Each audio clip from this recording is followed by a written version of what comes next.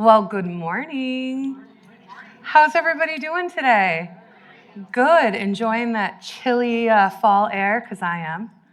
It's been awesome. I'm a huge fan of fall. You can pull out the boots, do all the things, add new layers. I'm so grateful and excited to meet with you guys today. We are going to be talking about small space, big impact, really focusing on condos, but a lot of the tips and tricks and ideas that we're going to bring to you today are easily transferable to other built environments, from your own home, single family residence, as well as commercial, if you want to get creative there in a business. But let me go ahead and introduce myself. I am Rachel Nelson. I am the CEO and principal designer of Concetti. Concetti is a design strategy studio. We specialize in interiors as well as brand experience. A little bit more about who we are. We are a team of approximately 10, and we got started about 11 years ago, and let me tell you how time flies. But Concetti really focuses on being design strategists. So for you, the big takeaway here is we have a human-centric approach. We really take the time to get to know who our clients are, what their needs are before we start to design. And then once we design something incredibly beautiful that's uniquely you, we're equally good partners and strategists about the execution, timeline, budget, what's important to you. Because at the end of the day, it is your home and your space and your dollars, and let's make sure we are aligning on the best path forward. So our promise is that we make sure every client feels seen and heard. We always do what we say we will. We never impose our style on you because we're here to bring your vision to life. So our approach to design, we have a three-phased approach to design, and I like to say we got the secret sauce, my friends. So the first step is the vision, and it really is comprised of a discover process and then what we consider co-create. So we take the time to get to know who you are, what your lifestyle is, but we create tangible goals. And if you are going to be doing something on your own in your own house, so often I hear people say, gosh, I don't know. It's so hard. I mean, I have a tough time, just so you know, designing for myself because we come with so many preconceived ideas, emotions, etc. My biggest tip is never skip goal setting. Goal setting really needs to come down to function because form should follow function. So we have to understand, what are we designing for? Because our built environment, believe it or not, we spend like 87% of our lives in built environments. That's a huge number. And the time and energy we put into the built environment has a direct impact and correlation on our quality of life and our mood, our mental health. And so you need to make sure that your home, your built environment is working for you. And so it really comes down to making sure you know what your goals are. So for instance, that could be, I really enjoy crafting. I really need an opportunity, but I hate pulling the stuff in and out. So let's figure out how might we create a multi-purpose area in your home. Or I really enjoy cooking for my family on Sundays, but my gosh, it's such a bummer when we have to pull up the fold-out table from downstairs. How might we create different zones? So those are just a couple of examples, but if you can't tell, I'm pretty passionate about making sure that you guys create good function goals. Then comes the vibe, the aesthetic, the mood board, because form should follow function. So really get clear on the functions you need out of your home, and then we'll make sure, and the next goal setting step is that you figure out what the vibes are. What do you want it to feel like, look like? At the end of the day, your home is an extension of your energetic field. Think about that. It's who you are. You want to come home to yourself. When you invite people over, you want them to understand and have an opportunity to get to know you a little bit better, what your value systems are, where you've traveled, your family, what colors you like. It's all an extension of who you are. Be proud of it. So if you can't tell, the first step, set goals. Really get clear on the function and then how you want it to feel. Once you understand those things, then you can get into what we call co-create, which is really like that strategy piece where you move all the pieces around and you start to say, does this fit? Does this not fit? How do I make sure I really like this vibey moment? Where's the perfect wall to put it?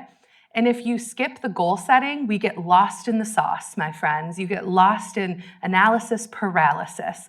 So that's why we always start with identifying goals so we can create the vision. Then we move into the plan. Once you know like the prototype, what the heck it is you're trying to create, now let's go into planning. So planning is going to come down to who's on your team. Who do you need to execute these things? Do you need to hire a painter? Do you need to call in a favor to your neighbor? Do you need to hire a general contractor? Who is it that we need to actually execute the vision, okay? And every time we are identifying who's in our team, we are now also identifying we need to collect a bid, a number. How much is this going to be? What do you charge? How quickly can you get started? And you start to do your due diligence in the planning. At the end of phase 2, you know who's doing the work, how much it is, and that they can execute your vision. Then we move into phase 3, which is the action. This is when you actually see your space transform. And so often, biggest mistake people have when they come to Concetti is that, so I bought a rug and it doesn't fit and it's not the right size. I'm like, oh, you're in action. We got to back it up. We got to get clear about the vision because we're trying to solve by buying things and I want to see my space transform and you're guessing. Don't guess, be strategic. If you can't tell, I'm really into strategy. So what are our services? Just so you can get to know a little bit more about Concetti.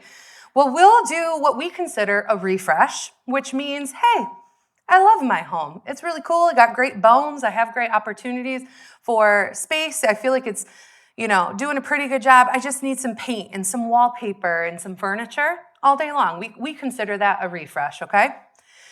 We'll also do a full renovation. Do you say, okay, I love this condo, which we'll be referencing quite a bit today, but oh my gosh, it doesn't meet my needs. I don't like the way it looks. I need a full renovation. I want a new kitchen. I always say renovation in my mind equals demo. A demo, and we need a general contractor. A refresh, we're staying in interior design land. We're solving with a painter, some wallpaper, some furniture. Renovation, we need a third party. We need a contractor, and we are about to get some demo going. New construction, we actually do new construction as well.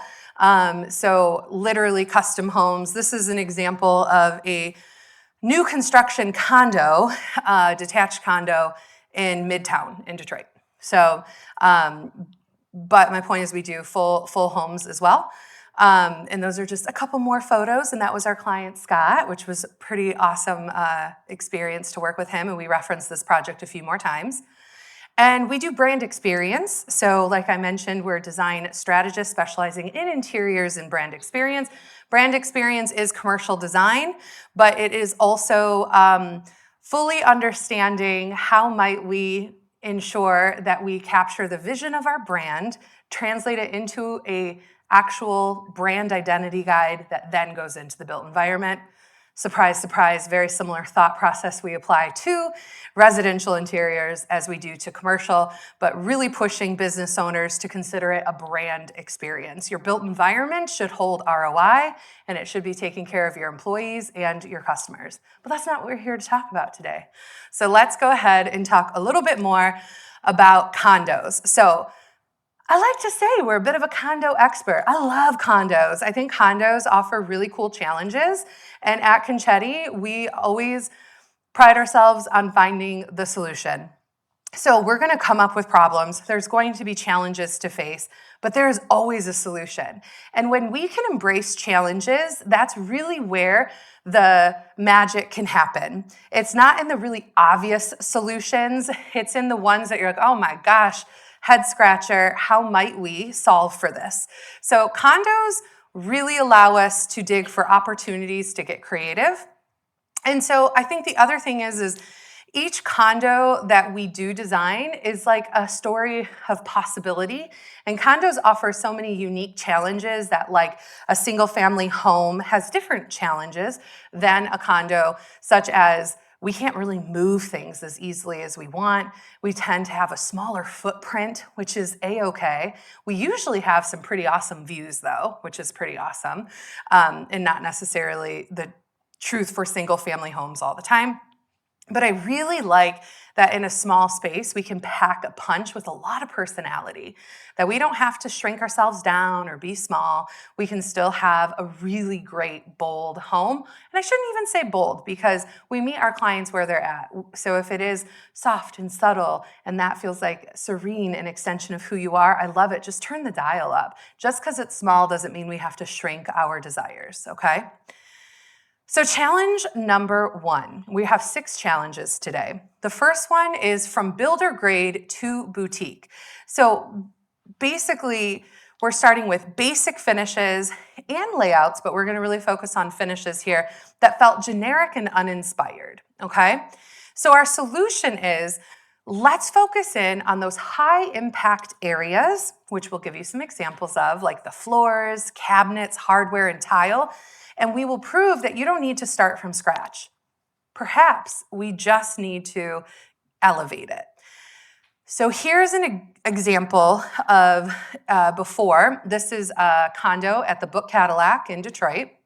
It's about a 1,000 square foot condo.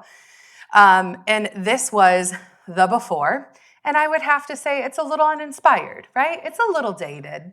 It's not bad. The lawn chairs aren't helping us, friends. Those are not helping us, okay? But they had just purchased the property and brought us in. But we have some unique challenges here. And the one thing that the client said was, I cannot stand those floors. They're shiny and they're red. They're not for me. And they said, they just had, this isn't their main residence, by the way, but they're like, that kitchen is a no-go for me. But I also don't want to spend $100,000 on a kitchen. And I was like, I hear you. So we transformed it into this. But the first thing we did is those floors were refinished, okay? So they're an engineered hardwood. And they are not the highest quality engineered hardwood. So it took us consulting with some good partners, right? When we think about who is it that we need to work with to figure out how might we transform some outdated, kind of faded red cherry to a darker, almost like charcoal floor. The other thing is, and this doesn't show you the greatest example, but we didn't scrap the countertops at all. We didn't scrap any of the base cabinets, but what we did do was we added tile and we got rid of the upper cabinets because storage was not a goal for them. This is not their primary residence, and so they didn't need that. They wanted more of a wow factor. So again, goal setting allows to solutions. So we actually kept all the base cabinets and we actually kept the countertop, and they hated the countertop. And I said, I promise you, we can figure out how to make that countertop look like it always was meant to be there. The other thing we did, which I think is nice, is the back of the island, you can see is just drywall with silver brackets, like very utilitarian brackets. We actually swapped them out for corbels and added antique mirrored glass. These are relatively inexpensive things. You're not scrapping. We didn't really demo much except upper cabinets, and instead we added layers, okay? So I know we added a lot of other things, but I'm just saying those 2 examples would make a world of difference in anybody's home, okay? Here's another example in that space of the fireplace and our lovely lawn chairs. But the fireplace, we can see had kind of a outdated, it felt like really squeezed in there, and really wasn't amazing. But the fireplace actually worked. And so it was like, how big of an up level are we going to take this? And we actually just took out the mantle and added a relatively inexpensive tile. And it's a large format tile, so there's minimal seams. You can see some at the top and the bottom, but it almost looks like just a full slab of stone. But my friends, it is not. And the artwork is actually a frame TV, so a Samsung frame. So it looks like art, but it is a TV. But the actual fireplace stayed exactly the same, like the actual surround and everything. So a really great example of a small way to add some impact to the space. I also want to say this is meant to be very conversational. So any questions coming up around these types of things before we move to challenge number 2? No? Okay. Oh, I forgot. I did have a better before and after of the kitchen. Here's a better before and after of that kitchen. So you can see a little bit more clearly the back of the island, how it developed. But we didn't demo anything. We just painted. We painted the cabinets, and we swapped out the hardware, like the handles, such an inexpensive way. Countertops stayed the same. Swapped out the faucet for a high art gold faucet. And then it's just the upper cabinets. And that tall cabinet in the after, you can see there's like gold mesh. That we took 2 of the upper cabinets and transformed them into those, like just stacked them to make those cabinets there. And then over the refrigerator, you can see that gold too. We also popped out the center panel and just bought a gold mesh and popped it in. So these are all small things that make a huge difference, okay? Paint, hardware, mesh, yes. A question about the paint. How did you decide to do the ceiling? Yes, such a good question. So one of the things that we really wanted to do in this example here was kind of, so it's called color washing or color drenching when you drench the entire space. And so it helps small spaces seem bigger. And we also wanted to blur the line because there's a lot of weird ceiling height changes. And that's one of the tips we'll talk about in a minute too. But the idea of actually, and I'll go back to the before, you can see there's soffits over the cabinets, don't love them, but the client didn't want to invest in getting rid of them. It's expensive.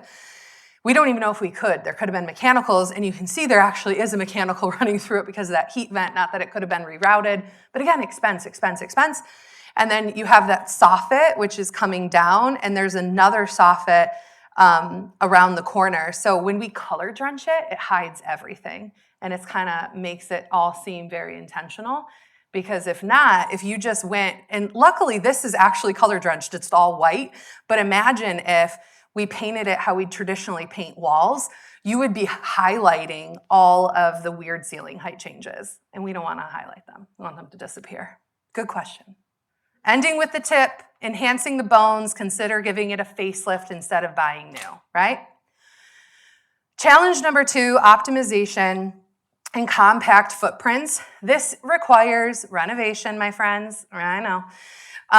But we also have an example of if you don't want to renovate, let's create some multi-purpose rooms, okay?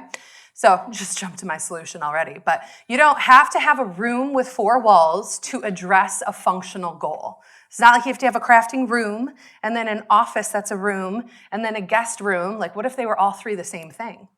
What if, you can still get the functionality of work from home without having a desk with a printer on it? Maybe it tucks away, right, into cabinets, and then it comes out on a rolling tray, right? Like there are ways that we're still going to meet our functional needs and have it not feel like we're so cramped. So this was a condo in Rivertown, okay, on the water.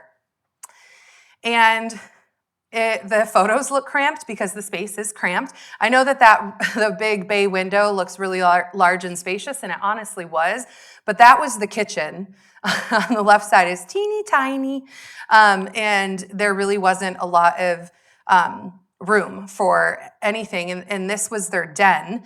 Well, I should say their 3rd bedroom that they wanted to actually function more as a den, an extension of the living space. So when they were entertaining, it kind of had these double doors that you could kind of go in between the rooms. So what we did was really analyze the floor plan.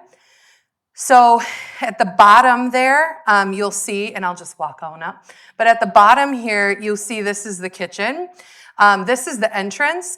And so how it was originally set up was to have this be walled off. This was a half wall. And then you'd have bar stools here, which is really like in the hallway, which is to the bedroom, which is kind of strange.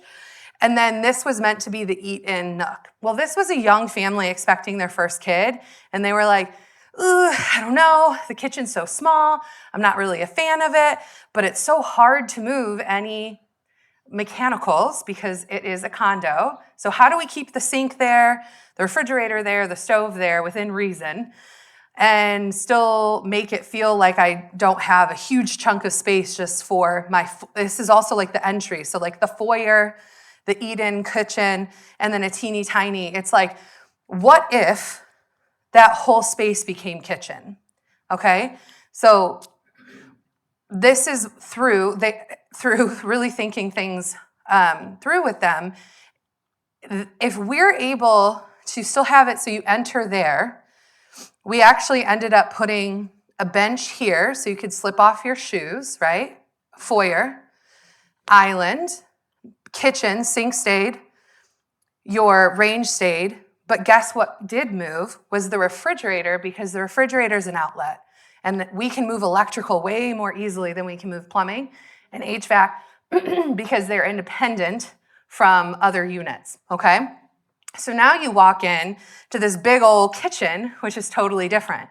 The other thing I want to call out was this client really wanted to maximize storage because, again, small space. This huge closet room was awesome, but they had 2 cats and they also needed a pantry and they also need coat storage. Do you really want to keep your cat litter with your food, with the clothes? Like, not really. Woof. Like, not cute. So what we did was divided that pantry with a wall here. We actually put a hidden pantry door, which we'll show you. It looks like a cabinet, but it's a hidden pantry with a beverage center and all the countertop appliances. And then this became the cat room, okay? And then this room, you can see there's 2 doors. Well, remember, they just wanted it to be accessed this way. Let's close this off, make this a closet, and now you have coat closets, right? Identify function first, then solve.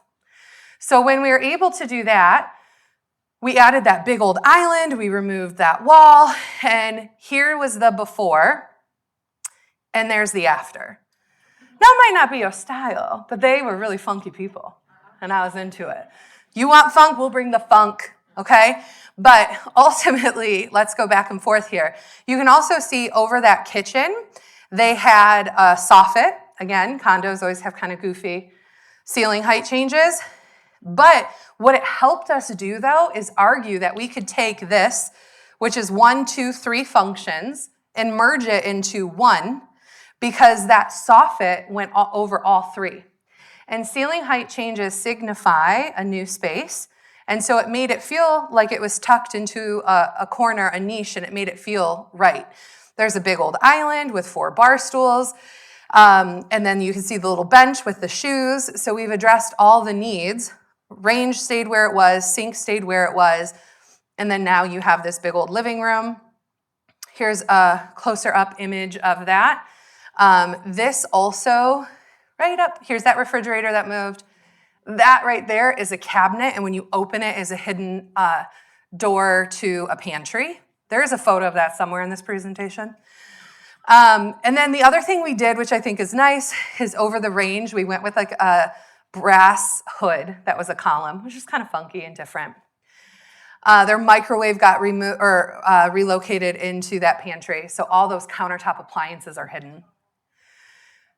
This was the hallway into the living, or where all the doors changed, but ultimately you can see like those ceiling height changes and how it all kind of happened.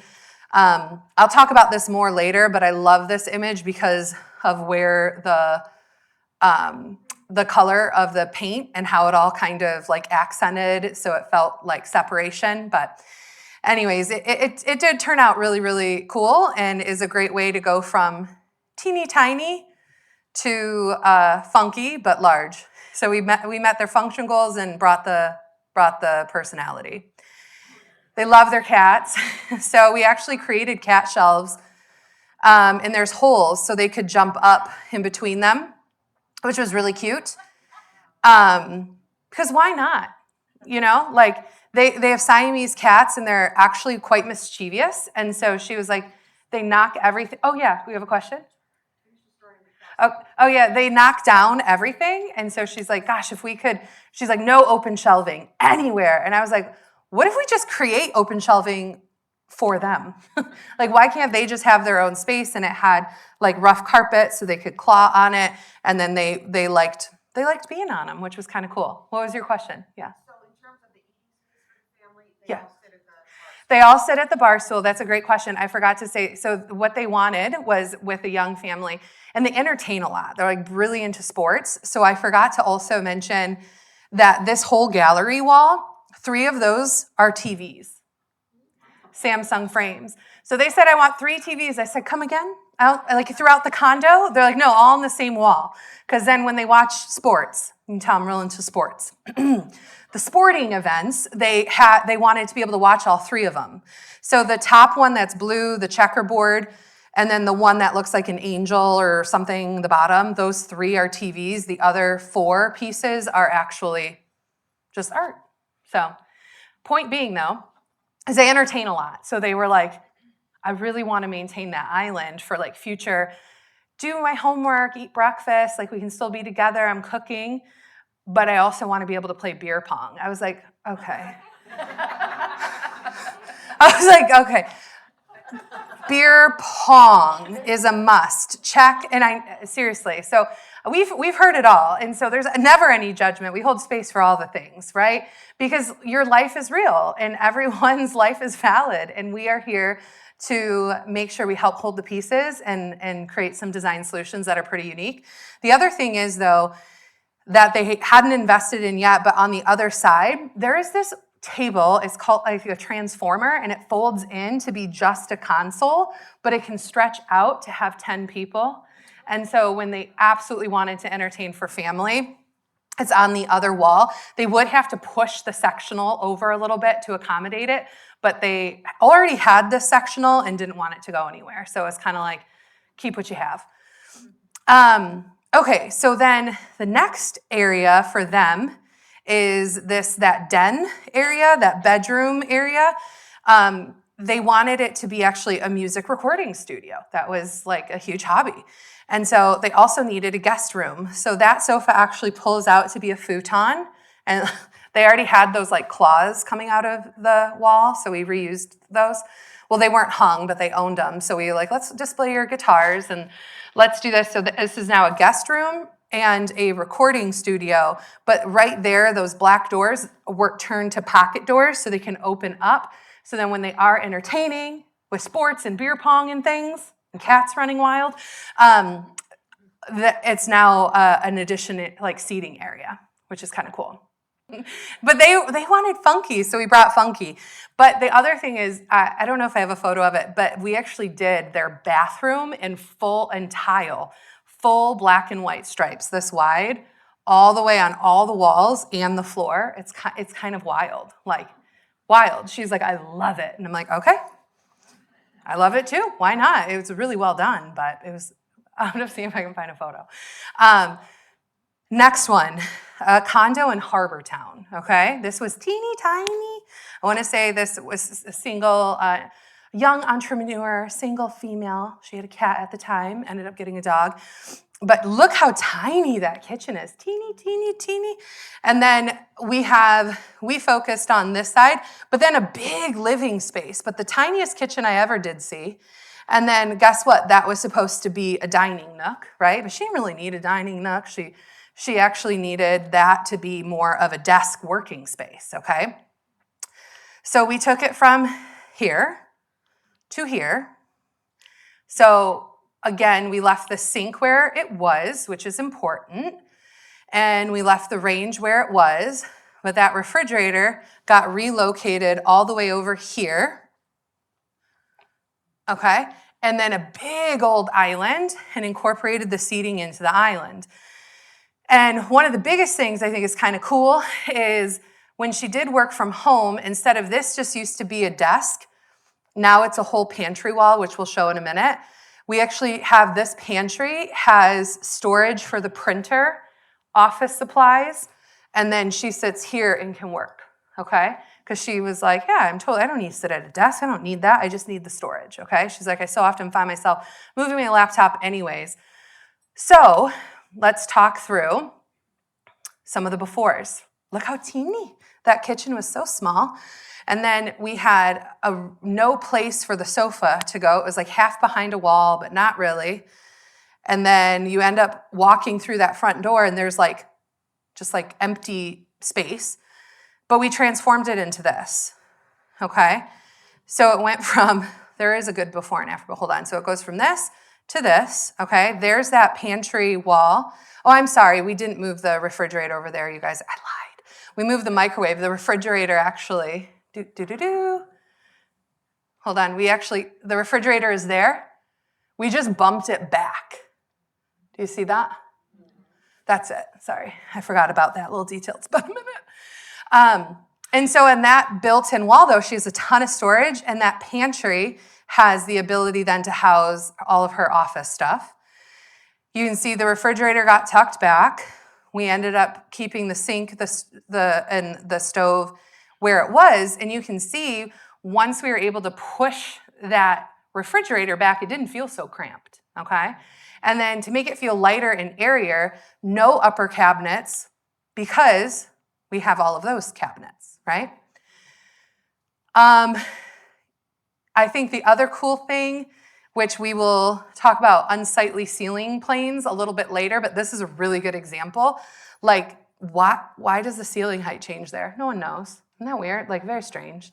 So it was like, well, let's make it kind of follow the shape of the island and make it kind of a cool feature. Why not? You know, it looks intentional now, not like oopsies. That was left over from something we don't know. Last one. This is a condo in Ann Arbor for empty nesters, moving from like, I think they said like a 5,000 or 6,000 square foot home and like Bingham Farms, and they're like, we're so excited to do the Ann Arbor thing, and it's walking distance. And I was like, oh, it's so exciting. It was so cool. I love them. Good old Maria and Stu. So we really identified that, oh my gosh, we're so used to having a room for everything, and now we need one room that does a lot for us.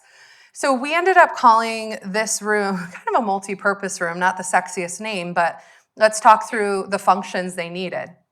Well, they still wanted like a cool hangout, like TV moment, like lounge area, but they also wanted a desk area, but both retired, don't really need a lot of storage or anything like that, but would like the opportunity to sit, pay bills, answer emails. I was like, understood. But they also wanted this to be a guest room. So that's a Murphy bed, okay? The other thing that's kind of cool is this piece right here. If you notice, the shelf is a little thicker than this one, just tiny. When it is being used as a guest bedroom, it pulls out as a nightstand, so it's a little bit easier to access things, which is kind of cool. So there you can see it coming down, but yeah, this was one of my favorites. It was really challenging, and we just need to understand, like this room could have been anything, but they needed, you got to know how you live, a spare bedroom, an office, and a TV hang. And we did it. Cute, right? Multi-purpose. So if you can't add space, here's another idea, right? Is to create the illusion of it through opening sight lines and continuity of materials. So again, painting everything, right? Like where we place paint can help us delineate space or can help us blur the lines. And then, yeah, if you can open up sight lines, do it and try to find ways to give the multifunctionality. So let's go to challenge number 3, embracing the unmovable. So we've already talked about some examples today, but building mechanicals that limit your flexibility and layout. Again, we always find solutions and opportunities to really be creative. So we embrace these immovable elements as those opportunities. You can use mirror, millwork, and tile to transform them into focal points rather than frustrations, okay? So this is back to that book Cadillac, right? The first one, really Art Deco vibes, pretty funky, pretty glam. But this was their builder grade basic bathroom. And they wanted to transform it and remodel it, but it was like, okay, we're not gonna move a ton of stuff, but what we wanted to do is actually remove this wall, between the toilet and make it a whole glass enclosure, making it feel bigger, and move the plumbing over here, which are supply lines, which would be easier to move than a drain, right? So drain stayed where it was, but we just needed to move the supply lines. No big deal, totally possible. We go to do construction. And believe it or not, this is what transformed into one of my favorite bathrooms. But this right in here had a plumbing stack from the unit above it to below. Can't move it. And actually at the book Cadillac, right below this, our hotel room. So you actually can move it, but you have to rent out the hotel room for the at market rate for the duration of the project. The client was like, oh, no, I'm not doing that. So I got one of the senior designers was on site, and she goes to the client, oh, no, Rachel always has a solution. I was like, no pressure. So what we ended up doing was, and this is a better view, we ended up keeping part of it. And part of it did turn to glass, okay? And I was like, this is actually cooler than what we were gonna do. And so on the inside here, you can see we kept it as an L. Now we have cute little shelves for all the shampoo and toiletries that we don't have to see, because all that stuff can kind of be unsightly. So it ended up being a really cool opportunity to make it something even better, okay? So don't get discouraged. Next up, this is the primary bathroom, and this was honestly the client's idea. He said, listen, I don't need a door on my bathroom, okay, heard. But I do need it on my toilet room. And I was like, there is no toilet room. He's like, well, we're gonna figure out how to do it. I go, okay, Alan. So we figured it out, but point being is because he knew you can't move the drain. So we actually, look at the toilet. So he doesn't need a tub. He said, I don't want a tub. Renee and I don't need that, but we do want a bigger shower. So let's get rid of the shower here, cap off the plumbing. We're going to use the tub drain and the tub supplies and make a big old shower, okay? And then in the toilet, we're going to rotate it 90 degrees and use an offset flange. So it goes like this. So you didn't move any of the plumbing below the ground, but above the ground it goes, so it got us to go over a little bit. And he goes, and we're gonna put walls around it. And I was like, let's do it. He goes, can you make it happen? So we did, we made it happen. And that's the bedroom we'll talk about in just a minute, but I wanna, hold on. Oh man, I'm really messing up. This is the bathroom before. Look at how the toilet was just like in the middle. Ugh. And then that was the tub that becomes the shower. And so the vanity stayed where it was. This became the shower, okay? That's the toilet room. It really turned out cool and different, but he got his toilet room, and we were able to do some really cool finishes, which was great. But yeah, this bathroom turned out really cool. Was that curved originally? No, we added that. Yeah. Thanks. It was kind of like, because so what we did, let me back up, boop, boop, boop. So this was the bedroom. The bedroom has 4 walls and 5 doors/windows. So like, where do you put the headboard? You know what I'm saying? So it was like, oh my gosh. So we played around with, really, a king bed doesn't fit here. So like, you can't put it here. And then, although we could have moved, this is the closet, we could have moved this down, but not very far because we had a column we couldn't move, and it wasn't enough to put a king bed. And then you could put the king bed here, but this window isn't centered, and him and Alan and Renee didn't like walking into the side. So we decided to put it there, but there's a window, right? And so what we ended up doing was building a fabric wall in front of it. And when you're in a condo, you have to be careful of what the window treatment is, because it has to keep uniformity, especially in a historic building. So we did honeycomb blackout shades, and then we did a wall of drapery. So it went from that to that. So we didn't move the window, but they were like, I don't need the window. Like it's like, what, am my pillow gonna fall into it every night? Like, just block it anyways. We're like, okay. So The other thing is there was, again, how do you make a statement in a room full of 5 windows and doors? It's like, ugh. So you can see that door that went into the bathroom, and then the door that goes into the closet, and then we have this weird soffit column thing. Like, why? Why did they do that? I don't know, but we made it look cool. So we actually turned the doorway into the bathroom into an arch. And then if you look really, really carefully, this is the closet door. It's hidden. Okay? So we just took away 2 of the 5 things, and it just looked so much better. That's a hidden door into their closet. We also use California closets. Whoop, whoop. Love them. But by using a mural like that in that like soffit column area also turned out to be a really cool like frame for it, and then the door disappears, right? So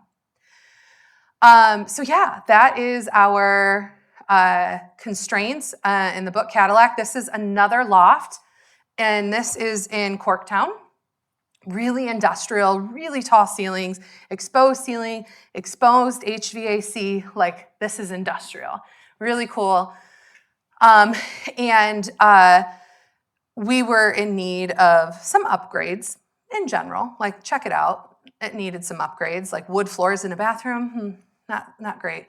But we had some functional needs we needed to address first.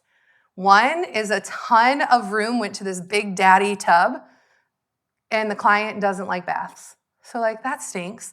And look at the shower. It's so small. Teeny tiny and like very little light. And there was a his and a her closet and she's single. So she's like, I don't love that either. So what do? We wanted to get rid of the tub and make it a huge shower. Again, repurposing the tub drain for the shower drain, the tub supplies for the shower supply, and she also wanted it to be a steam shower, which is pretty cool. So we transformed it into this. So the toilet stays the same, but what we did was make that shower absolutely huge, steam shower, and then the vanity stayed the same, but we did add like little wing walls and did a really cool arch. We expanded one of the walk-in closets and did some awesome built-ins on the other. So, yeah. Yes. No, you're good. I'll let you absorb. Is that before? After? Okay, ready? So, that was the before shower. Ew, so tiny. The after shower moved, and it has this arch because a steam shower needs to be able to be closed off, right? So we did this beautiful tiled arch. The glass door is also arched, okay? And then that's the inside of the shower. It's an industrial loft, so guess what? We found some really cool tile that looks like industrial, right? We want to fit the vibes, but it's elevated. I think we call this project Gritty Glow or Grit and Glow or something like that. But there's the vanity, which is kind of cool to see how we mimicked the arches. We left the ceilings exposed, but dropped like a really cool chandelier in the middle. Did a herringbone floor tile, things like that. But it just opened it up and made it feel huge. These are 2 different photos. This is the toilet room.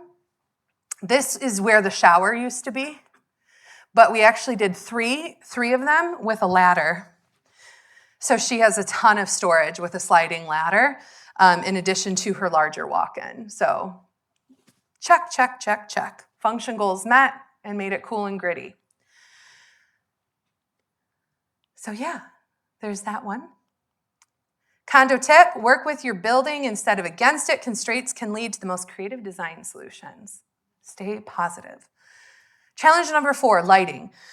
Underwhelming to inspired, condos are going to meet code requirements, but not necessarily like what you need, right? So again, design for your lifestyle.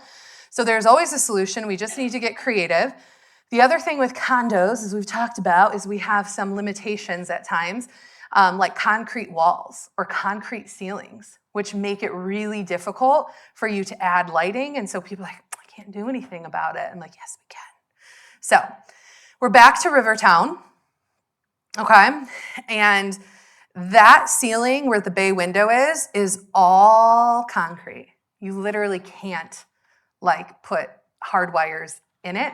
You could do surface mounted, but you see all of the conduit and it's not that great. But I was like, oh, well, what if we make it cool? So hold please, we did that. So it was a company called Color Cord Company, and you could choose your colors of cord, of like light fixtures. We just did all black. Hold on, there's a close-up of it. And so it was like, well, if we have to do it, we're gonna make it look cool. So we actually, it was quite tedious, but those are called cord stays. And then they just had to pull the cord taut and then move it out, move it out, move it out. But it is all hardwired. I'm like, gosh, I wish, hold please. Hold on, ready? Don't get dizzy. Don't do it. Hold on. I'll tell you when to look. Wait, we're almost there. Oh, there. Do you see that black panel? So that soffit is not concrete. The soffit, that's why we have a ceiling height change, allows us to bring electrical to rooms because there's actually room for wiring. So then we actually I knew there was electrical in that hallway. So I was like, we're gonna pull electrical from there and then pull it out into the living room, okay? Don't get dizzy. So that's what we did there. So just think about some creative solutions. The other thing is in the den, music room, we also did plug-in sconces because that was also a concrete ceiling. So we hid the black within the black stripe, right? So just kind of hiding, being discreet, or if you got to see them, make them look cool, you know? Again, might not be your cup of tea from a design style, but like take that idea and translate it into yours. The other place is the book Cadillac, but it could just be swapping out. They actually didn't have issues adding electrical at all. So like the left image, that was the before of that bedroom. That's the after. We just did 2 lamps and then swap out for a larger surface mount was kind of cool. Over in the kitchen, we actually left the can lights, we upgraded them, but then we added that really drippy chandelier. We actually added sconces where the cabinets used to be, and then sconces on the walls throughout, which was really helpful to add just light because we painted everything dark too. And I think one of the biggest things to think about is not all condos, but a lot of condos, right, have that big, beautiful view, okay? So we have a lot of sunlight or sometimes can be a lack thereof. And so I think lighting is really important, that it's going to change with you in seasons, but even just throughout the day. Like how you feel in the morning walking out and it's light and bright at night, are you also going to need the light levels to kind of go with you throughout the day, be dimmable and things like that. But lighting should be done in layers. Here's some other examples of lighting. That's the hallway into their bedroom, and we did that sconce, surface mount light, and then the flush mount. But all those 2 flush mount lights existed, we added the sconce. And then that was the light in the bathroom. We decided to do one in the middle so we could get more storage. Those are medicine cabinets, believe it or not. Do medicine cabinets, they are cute now. You can push them into the wall. But those are actually medicine cabinets. And then we did 1 light with 4 globes instead of each mirror getting a light, like put it in the middle. More examples of those sconces. And we actually used alabaster. They're really beautiful. Here's a good example of a different condo we haven't talked about yet, also in Riverview. Check out that view. That's pretty cute. Very outdated. But what we were able to do was swap out some additional lighting. And one of the things was they also had concrete ceilings and I believe walls, which was really tough. So even just doing like a big old floor lamp in the middle, like if you can't bring light into the center and it wasn't really her vibe, like it's very serene to have cords going down in black and white. pull it into the middle of the room. You know, we could have also done a table lamp on that console or something, right? Like just find ways to pull light to the areas you need it. We swapped out those light fixtures, which is great. The other thing though is you can see we added a little sconce on that wall bump out to make it look more intentional. So just think through ways you can add them. But I really do want to, look at the before kitchen and the after. But I really want to encourage you guys to think that lighting doesn't always have to mean hardwired, right? You can, let's go to at home. No, I'm just joking. Go wherever you want to go and buy a lamp, and we can find ways, or a plug-in sconce. You can find ways to bring light to other parts of your home without it being a huge investment.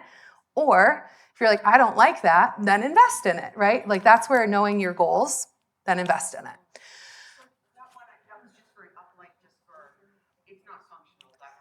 That one, yeah, it's more of, I would call it like an accent light. Yep, exactly. So it's not truly, so lighting is like general or ambient. You have your task lighting for specific tasks, and then accent lighting. Yes, yep. Always use all three. I don't know. Go. Like ceiling fans. I know that's a no-no in the Yeah. design world. Yeah. But I did see Ann Arbor invested in it too. Yeah. Because if you're going up the higher floors, the Yeah. hotter it gets, right? It's true. And just think of the past summer we had. Yep. So what is how do you incorporate Fans. Yes. If you want a fan, have a fan, friends. You have full permission. I have a fan in my bedroom. Just make it look nice. You know, they're not overly expensive, but if you need a fan, I don't think there's any harm in it. Just because a room has a fan doesn't mean you have to keep it. Like we're starting a new project right now, but the client there's like a ceiling fan in every room, like in the kitchen. And I'm like, why do you need that? He's like, you know what, I don't. But I do want it in my bedroom. I'm like, heard. So just, again, how do you live, and make decisions for your life on how you live, okay? Challenge number 5, unsightly ceiling heights. We've talked about these, but I want to go through them again. So in Riverview, you have the unsightly soffit. And here in Rivertown, the soffit in the hallway. And then here in Book Cadillac, in the middle of the room, right? So if it exists, embrace it. So I was like, you know what? We just delineated this needs to be the living room. This needs to be the dining room. Period, and we're going to embrace it. We also bumped this, like you can see, not only is it a soffit, it's a weird plane change in the wall. So we bumped it out a little bit more so it looked like a column. And so the other side is flush. We bumped that out and put sconces on them. So it looks like, oh my God, these columns with sconces. Very intentional, but it wasn't. So let's talk through on the other side of this room, on the other side of that soffit, was an accent and shelves. So it's like we made it look intentional. The ceiling height changes. So underneath the ceiling height, we had the same exact width of the shelves with a cool light over it. And see it on the other side in the kitchen. Same thing, shelves over there. So it's just like, why does the ceiling height change? It was there. Or no, of course the ceiling height changed. We have these cool shelves and lights, right? You just make it feel intentional. Same thing in here. Why did that happen? Well, duh, because we painted the ceiling blue, right? The ceiling and the wall, and it really pulls you back.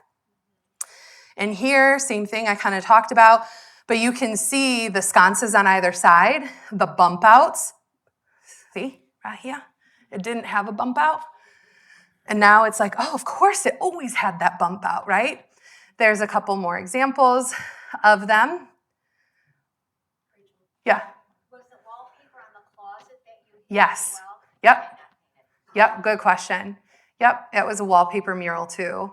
Wallpaper, honestly, we haven't talked about it at all, but the Book Cadillac, the wallpaper everywhere. So not only did we color drench, and then we put columns and sconces through the kitchen, dining, and living, but we also put the same mural wallpaper all the way across. So and all the window treatment was the same. So again, it was like, instead of trying to separate 3 areas, let's address the function and then make it feel like one big area. Let's do our 6th and final. It's a small space. Can it be too much? No. Your home is an extension of your energetic field. You should feel like you come home to yourself every single day. Who cares what other people like? Who cares what their colors are? This is your home, you do you. So this is more images of the Rivertown project with the stripes. This is their bedroom. They love Star Wars. Well, why not? They love Star Wars and cats. There you go. Why not have it be a moment? But it's still very cool. And we've won awards on that project. And it's just fun. Just do it. If you have a cat, this is how the cats get into their cat room, by the way. Because you don't want to have that open. So we put a cute little door, and the cats go in and out of it. And then you can open it, you can clean it, keep it nice and whatever. But live for you. Here's one thing I hadn't mentioned for the book Cadillac yet. That lamp was already the client's. He already had really cool pieces. And he was like, I want to use all my pieces. I was like, I'm on it. He also found those corbels, and they are antique corbels, and they're original to the book Cadillac, actually.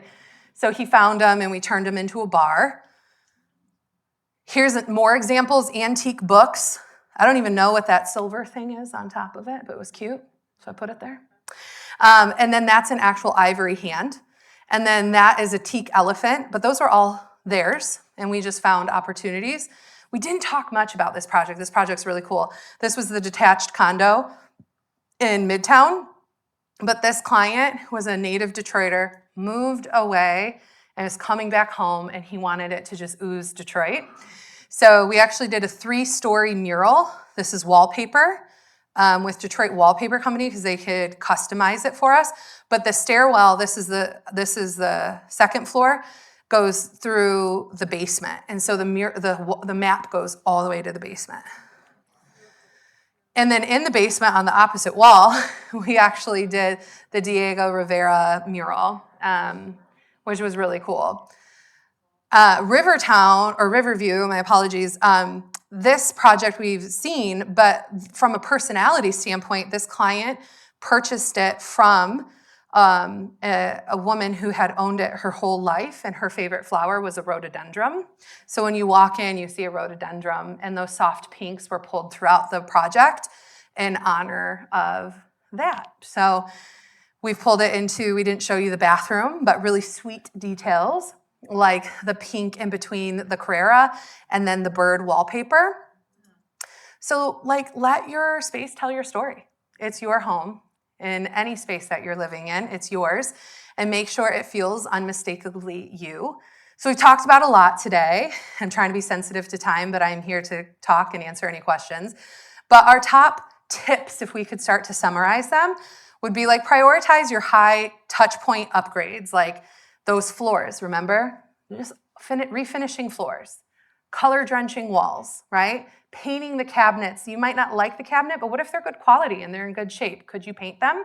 Could you swap out the hardware, right? Rethink flow and sight lines to create openness in small spaces. If you're open to tearing walls down, consider it, okay? It can really, really help when you already have a small footprint and you're trying to make each space have its own room. It doesn't really work. I mean, it can, it's just tight. Consider, could you address those functions in multi-purpose rooms? Celebrate the quirks, the columns, the unexpected things. Isn't that just good advice for life? Embrace the things that you didn't expect and find the blessing in them and find a creative solution. And lastly, design for you. This is your space. If you can't tell, I'm a bold personality myself. Let yourself shine. Make sure you never dim your light. This is your space and it's an extension of who you are, and you should design proudly in your own tastes. Always, always, always, always. Any questions? Yeah? How do you design then, let's say the husband is more conservative? Get rid of them.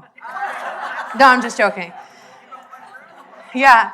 No, that's a really good question. So honestly, when I first was out of design school and I started working with couples, I was like so uncomfortable because I was working with people who were my parents' age. I felt like a marriage counselor. But you end up finding that you just need to hold space. At the end of the day, people want to feel seen and heard. And I think one of the biggest advantages to working with a designer, when you might have differing opinions, is that we're neutral. We should be neutral ground, and we should be able to hear all the things. So we haven't finished this project yet, but it's actually a condo in Detroit. I didn't put that together. It's a detached condo on the water. It's really beautiful.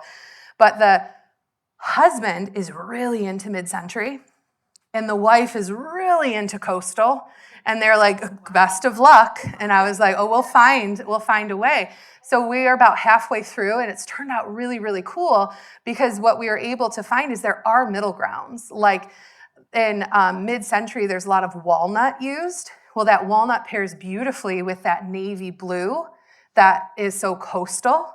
You know what I mean? And so it was just like finding an opportunity to see where there is a middle ground. And we'll also, I think sometimes function can be like that too, but it's like at the end of the day, you got to get on the same page about function. You can't be like, I want this to be my man cave, and I want this to be my crafting room or something. You know, it's like, no, we got to, you know, so there's some things like that you might have to get on the same page, but we should be able to offer opportunities, and then they'll be like, oh, we both like it. You like it? Oh my God, we didn't know we both liked it. And so we do build everything into 3D in that visioning process, which really allows you to build confidence. So yeah, and offer good conversation neutrally.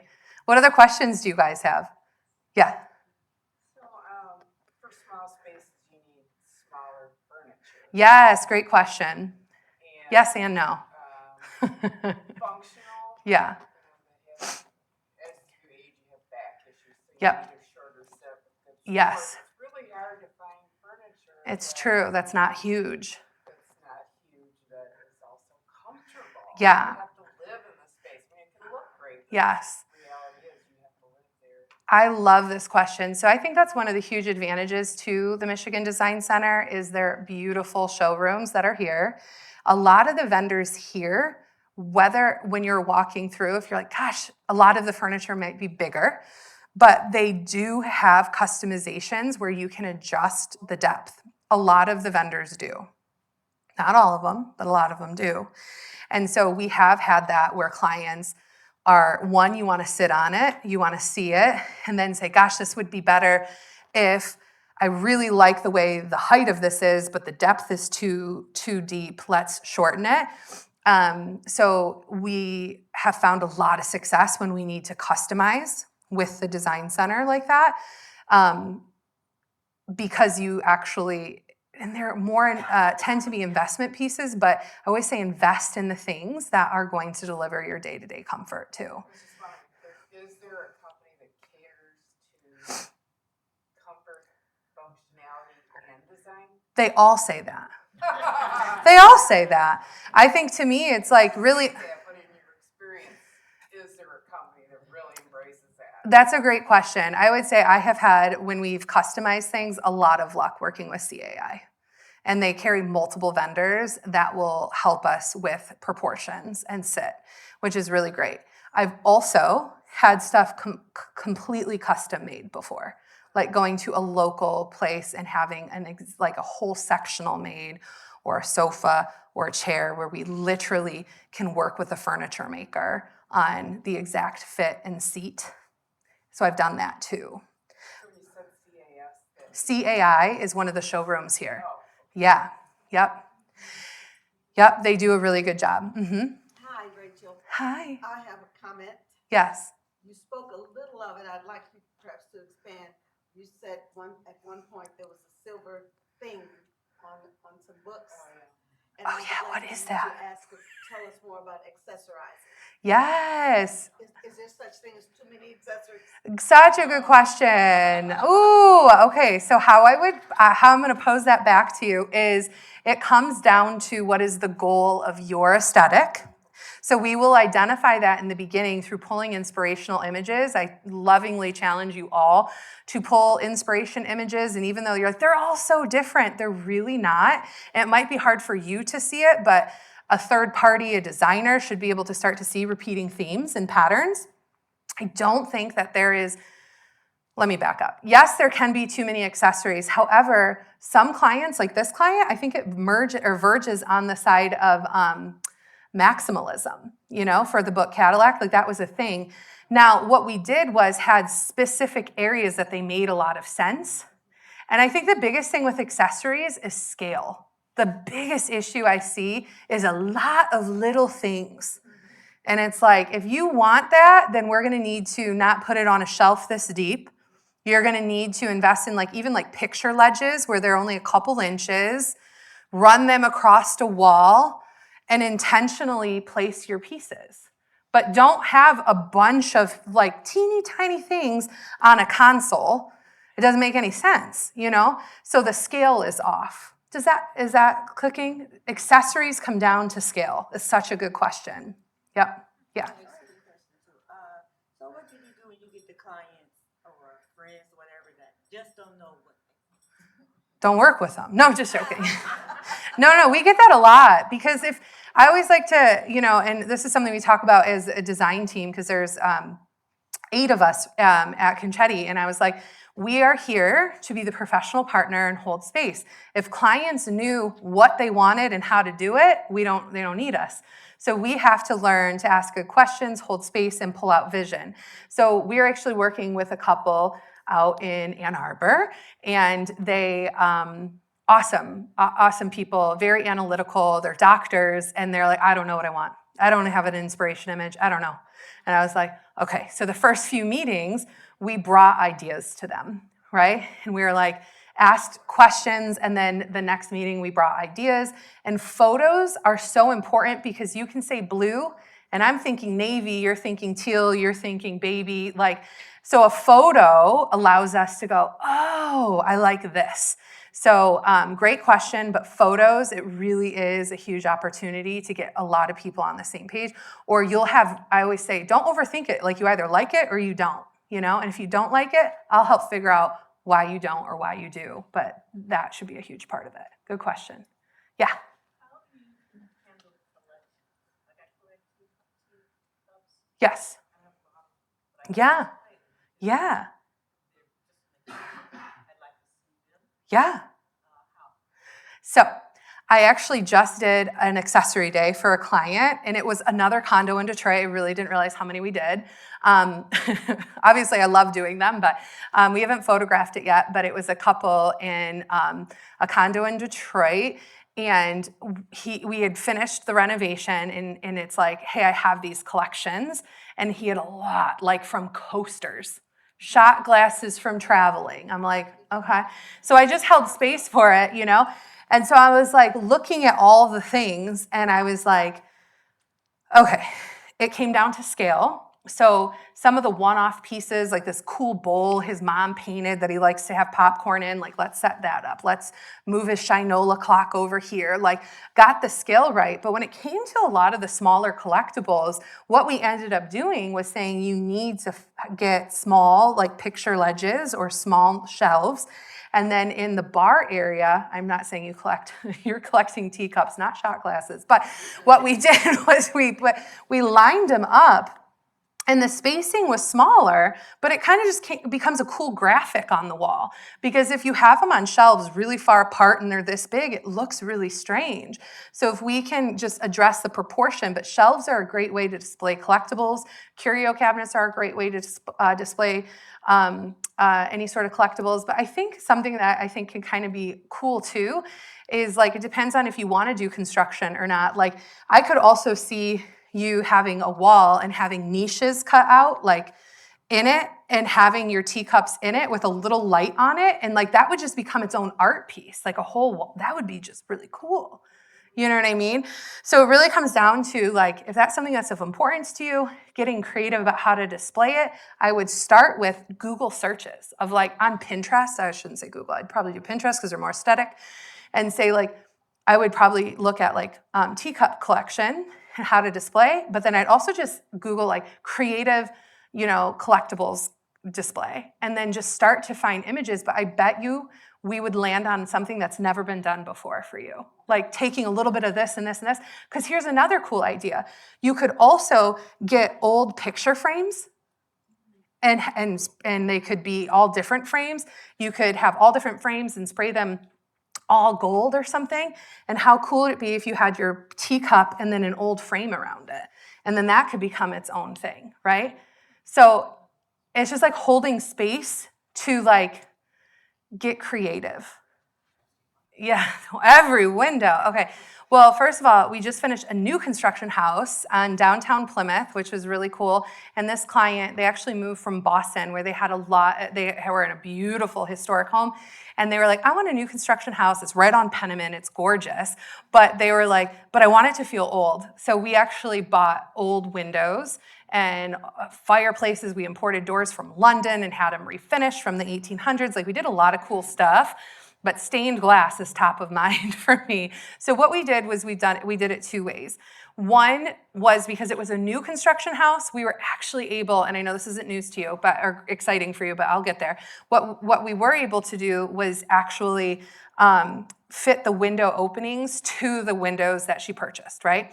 But then we actually did work with a local stained glass company called Leadhead Glass. They're located in Detroit.